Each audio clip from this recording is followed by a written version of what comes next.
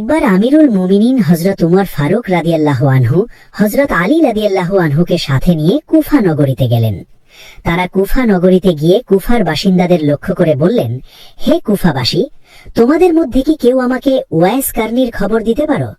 হুজুর আকরাম সাল্লাল্লাহু আলাইহি ওয়াসাল্লামের একটি বিশেষ নির্দেশ পালনের জন্য আল্লাহর সেই প্রিয় বান্দার সাথে আমাদের দেখা করা অত্যন্ত জরুরি। তখন কুফার বাসিন্দারা বলল, হুজুর, আমরা এমন কোনো ব্যক্তিকে চিনি না। ওমর রাদিয়াল্লাহু আনহু তাদের বললেন, তোমাদের মধ্যে কি কেউ এমন আছে যার বাড়ি কারান এলাকায়? ওমরের এই কথা শুনে এক ব্যক্তি দাঁড়িয়ে বলল, হুজুর, আমার বাড়ি কারান এলাকায়। ওমর রাদিয়াল্লাহু আনহু তাকে জিজ্ঞেস করলেন, তুমি কি ওয়াইস কারনি নামের কোনো ব্যক্তিকে চেনো? সেই ব্যক্তি বলল, হুজুর, আমি একজনকে চিনি, কিন্তু আমি জানি না যে তিনি সেই ব্যক্তি কিনা যাকে আপনারা খুঁজছেন। তিনি পাগল স্বভাবের লোক। যখন মানুষ হাসে তখন তিনি কাঁদেন, আর যখন মানুষ কাঁদে তখন তিনি হাসেন। তিনি উট চড়িয়ে দিন পার করেন। তার কাপড় ছেঁড়া ও ময়লা থাকে। তিনি সব সময় মানুষের দৃষ্টি থেকে দূরে থাকতে পছন্দ করেন।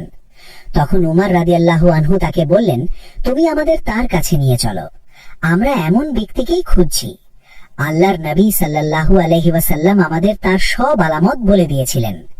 তুমি যেসব আলামত বললে, রাসূল আকরাম সাল্লাল্লাহু আলাইহি ওয়াসাল্লাম আমাদের এমনই আলামত বলেছিলেন।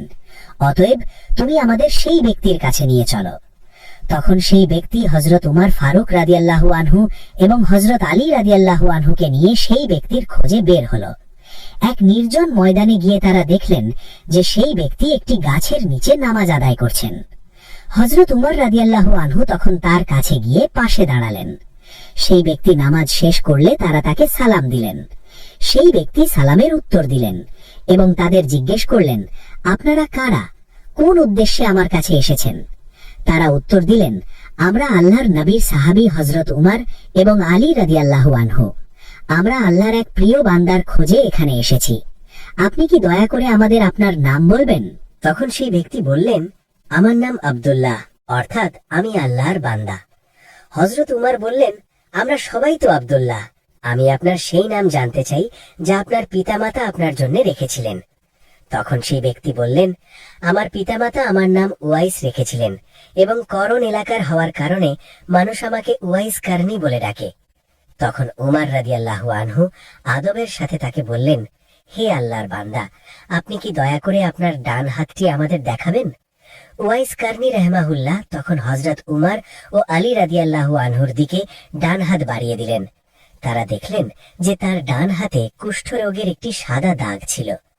রাসূল আকরাম সাল্লাল্লাহু আলাইহি ওয়াসাল্লাম তার আলামত বলার সময় এই দাগের কথাও বলে দিয়েছিলেন। তখন তারা দুজনে তার হাত চুম্বন করলেন এবং বললেন, হে আল্লাহর প্রিয় বান্দা, আমরা তো আপনার খোঁজেই এসেছিলাম।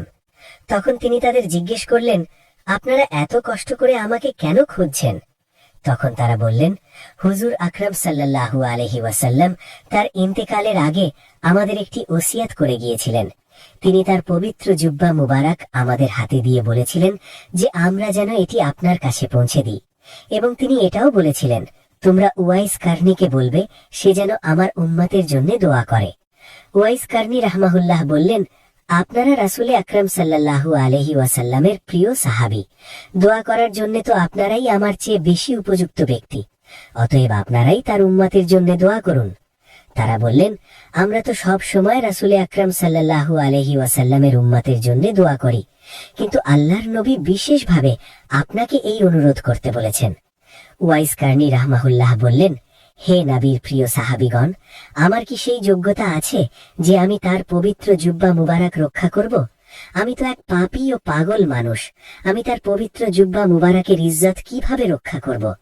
তারা বললেন, রাসূল আকরাম সাল্লাল্লাহু আলাইহি ওয়াসাল্লাম যেহেতু এই জুব্বা মুবারক আপনার কাছে পাঠিয়েছেন, অতএব তিনি নিশ্চয়ই জানতেন যে আল্লাহর কাছে আপনি কতটা দামি। দয়া করে আপনি তার জুব্বা মুবারক গ্রহণ করুন এবং তার গুনাহগার উম্মতের জন্য দোয়া করুন। তখন হযরত উয়াইস কারনি রাহমাহুল্লাহ তাদের কাছ থেকে রাসূল আকরাম সাল্লাল্লাহু আলাইহি ওয়াসাল্লামের পাঠানো জুব্বা মুবারক গ্রহণ করলেন এবং তিনি তাদের বললেন, আপনারা এখানে একটু অপেক্ষা করুন, আমি কিছুক্ষণ আমার দয়ালু রবের সাথে নিভৃতে কথা বলে নিই। এরপর উওয়াইস কারনী রাহমাহুল্লাহ হযরত আলী ও উমর রাদিয়াল্লাহু আনহুকে সেই স্থানে রেখে একটু দূরে চলে গেলেন। তারপর তিনি সিজদায় লুটিয়ে পড়লেন। আল্লাহ রাব্বুল আলামিনের দরবারে কাঁদতে লাগলেন, হে আল্লাহ, আপনার প্রিয় হাবিব আমার কাছে তার জুব্বা মুবারক পাঠিয়েছেন এবং তিনি বলেছেন যেন আমি তার গুনাহগার উম্মতের জন্য দোয়া করি। আপনার প্রিয় হাবিব তার দায়িত্ব পালন করেছেন। হযরত আলী ও উমর রাদিয়াল্লাহু আনহুকে একটি দায়িত্ব দিয়েছিলেন, তারাও তাদের দায়িত্ব পালন করেছেন। আর আপনার প্রিয় হাবিব আমাকেও একটি দায়িত্ব দিয়েছেন এবং সেটা হলো আমি যেন তার গুনাহগার উম্মতের জন্য দোয়া করি। হে আল্লাহ, আমি আপনার প্রিয় হাবিবের নির্দেশে আপনার দরবারে তার গুনাহগার উম্মতের জন্য দোয়া করছি। দয়াময়, আপনি তার সব গুনাহগার উম্মতকে মাফ করে দিন। ওয়াইস করণী রহমাতুল্লাহ আলাইহির এই মোনাজাতের জবাবে আল্লাহ রাব্বুল আলামিন ফরমালেন, হে ওয়াইস, তুমি সিজদা থেকে মাথা তোলো। তোমার এই দোয়ার বরকতে আমি উম্মতে মুহাম্মাদির এক অংশকে মাফ করে দিলাম।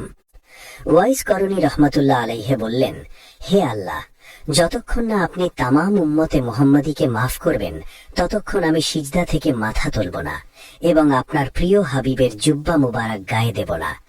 তখন আল্লাহ রাব্বুল আলামিন ফরমালেন, হে ওয়াইস, তোমার দোয়ার কারণে আমি উম্মতে মুহাম্মাদির 1/3 গুনাহ মাফ করে দিয়েছি। তুমি সিজদা থেকে মাথা তোলো।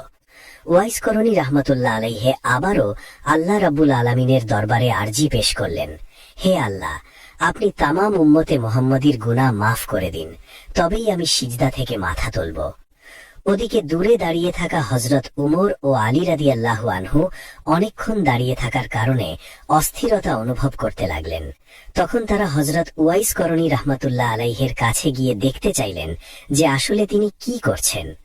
যখন হযরত উমর ও আলী রাদিয়াল্লাহু আনহু উওয়াইস করণী রাহমাতুল্লাহ আলাইহির কাছে এলেন, তখন তার ধ্যান ভেঙে গেল।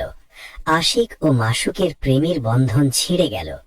তখন তিনি অত্যন্ত আফসোসের সাথে হযরত উমর ও আলী রাদিয়াল্লাহু আনহুকে বললেন, যদি আপনারা আর কিছুক্ষণ পর আসতেন তবে আমি তামাম উম্মতে মুহাম্মাদির গুনাহ মাফ করিয়ে নিতে পারতাম। আপনারা আমার কাছে চলে এলেন, যার ফলে আমার ধ্যান ভেঙে গেল এবং এই কারণে আমি আল্লাহ রাব্বুল আলামিনের কাছ থেকে তামাম উম্মতে মুহাম্মাদির গুনাহ মাফ করাতে পারলাম না। তখন তিনি আফসোসের সাথে আল্লাহ রাব্বুল আলামিনের দরবারে তওবা করে ফরিয়াদ করলেন, হে আল্লাহ, আপনার প্রিয় বান্দার ধ্যান ভঙ্গ করার জন্য আপনি আমাদের মাফ করে দিন। এরপর হযরত আলী রাদিয়াল্লাহু আনহু উওয়াইস করণী রাহমাতুল্লাহ আলাইহিকে বললেন, হে আল্লাহর বান্দা, আপনি আল্লাহর রাসূলকে কতটা ভালোবাসেন, তবুও আপনি তার জীবদ্দশায় মদিনায় এসে তার সাথে দেখা কেন করলেন না? উওয়াইস করণী রাহমাতুল্লাহ আলাইহি তখন তাদের জিজ্ঞেস করলেন, আপনারা তো সবসময় রাসূল আকরাম সাল্লাল্লাহু আলাইহি ওয়াসাল্লামের সাথেই ছিলেন। আচ্ছা বলুন তো, তার মোবারক চেহারায় যে ভ্রু ছিল তা কি জোড়া ছিল নাকি মাঝখানে কোনো ফাঁকা জায়গা ছিল? হে আল্লাহর প্রিয় বান্দা, রাসূল সাল্লাল্লাহু আলাইহি ওয়াসাল্লামের সম্মান ও মর্যাদার দিকে তাকিয়ে আমরা কখনোই তার চেহারার দিকে সরাসরি তাকাতে পারতাম না। উওয়াইস করণী রাহমাতুল্লাহ আলাইহি তখন তাদের বললেন, হে নবীর প্রিয় সাহাবীগণ, আমি কিন্তু কখনো নবীজিকে দেখিনি, তবুও আমি তোমাদের বলছি, রাসূল আকরাম সাল্লাল্লাহু আলাইহি ওয়াসাল্লামের চেহারার মুবারক ভ্রু একসাথে জোড়া ছিল। আসলে রাসূল আকরাম সাল্লাল্লাহু আলাইহি ওয়াসাল্লামকে দেখার প্রবল ইচ্ছা আমার মনেও ছিল, কিন্তু আমার এক বৃদ্ধা অসুস্থ মা ছিলেন। তার সেবা করার মতো এই দুনিয়ায় আমার ছাড়া আর কেউ ছিল না, তাই তাকে রেখে রাসূলের সাথে দেখা করার জন্য আমি কখনো যেতে পারিনি। এরপর হযরত আলী রাদিয়াল্লাহু আনহু উওয়াইস করণী রাহমাতুল্লাহ আলাইহির কাছে আরজি করলেন, হে আল্লাহর বান্দা, আপনি আমার জন্য আল্লাহর কাছে একটু দোয়া করুন। উওয়াইস করণী রাহমাতুল্লাহ আলাইহি বললেন, আমি কোনো নির্দিষ্ট ব্যক্তির জন্য দোয়া করি না, আমি আল্লাহর কাছে প্রতি নামাজের পর দোয়া করি, আপনার প্রিয় হাবিবের যেসব উম্মত ঈমানের সাথে দুনিয়া থেকে বিদায় নিয়েছেন তাদের আপনি মাফ করে দিন। অতএব যদি আপনি ঈমানের সাথে এই দুনিয়া থেকে বিদায় নিতে পারেন তবে আমার এই দোয়া পরকালে আপনাকে খুঁজে নেবে। হযরত ওমর তখন তাকে বললেন, জনাব, আমি আপনার খরচের জন্য কুফার গভর্নরকে একটি চিঠি লিখে দিই, যাতে প্রতি মাসে তিনি আপনাকে একটি নির্দিষ্ট পরিমাণ অর্থ দান করেন, যা দিয়ে আপনি আপনার জীবন সহজে অতিবাহিত করতে পারেন। তখন উওয়াইস কারনী ওমরকে 2টি দিরহাম দেখিয়ে বললেন, এই 2 দিরহাম আমি উট চড়িয়ে উপার্জন করেছি। আপনি কি আমাকে এই গ্যারান্টি দিতে পারেন যে আমি এই 2 দিরহাম খরচ করা পর্যন্ত বেঁচে থাকব? আর যদি আপনি আমার বেঁচে থাকার গ্যারান্টি না দিতে পারেন, তবে আপনার সাহায্যের আমার কোনো প্রয়োজন নেই। হযরত উমর ফারুক রাদিয়াল্লাহু আনহু তখন তার কথা শুনে অশ্রু সজল চোখে কাঁদতে লাগলেন। তারপর তিনি বললেন, হে আল্লাহর বান্দা, এই দুনিয়ায় কে নিজের মৃত্যুর গ্যারান্টি দিতে পারে? হায় আফসোস, আমরা দুনিয়া নিয়ে কত ব্যস্ত ও পাগল হয়ে গেছি।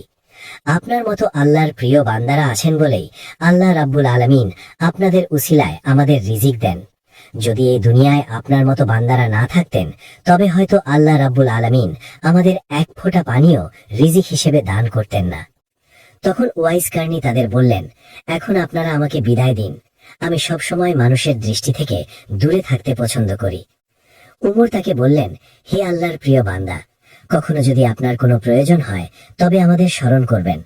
ওয়াইস কার্নি রাহিমাহুল্লাহ বললেন, হে আল্লাহর নবীর প্রিয় সাহাবী, আল্লাহ রাব্বুল আলামিনই আমার সর্বোত্তম অভিভাবক। আমি সবসময় আমার সব প্রয়োজনের কথা তার কাছেই বলি, দুনিয়ার কোনো সৃষ্টির কাছে নয়। এই বলে ওয়াইস কার্নি রাহিমাহুল্লাহ তাদের থেকে বিদায় নিলেন।